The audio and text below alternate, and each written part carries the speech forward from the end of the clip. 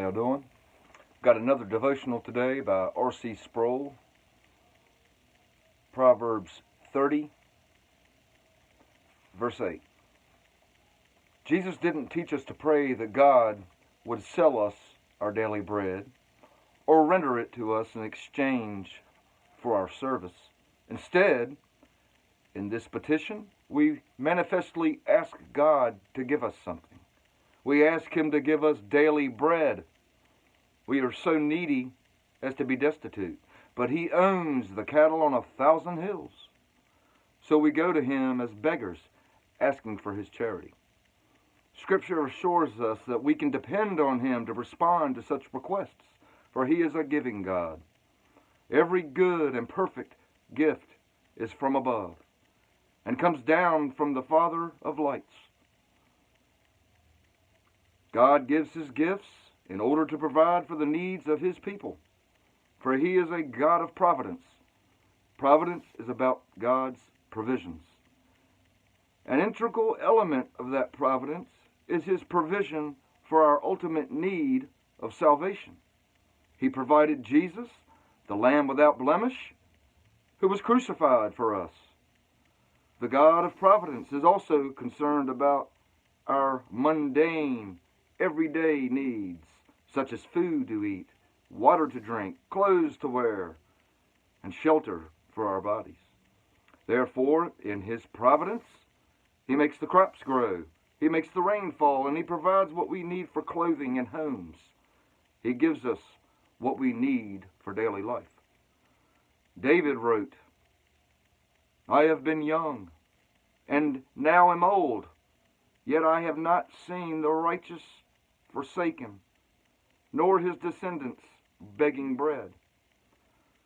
That's a tremendous testimony to the contrary with which God answers prayers of His people when they bring their needs to Him.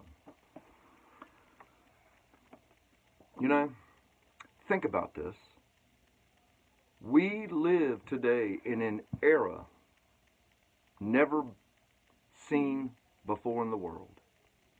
We have refrigeration. We have the automobile that can get to places in a day when it would take a week by horse and carriage. We have electricity. You flick on a light, you've got lights. And look how unthankful, ungrateful, and wanting more that humanity is.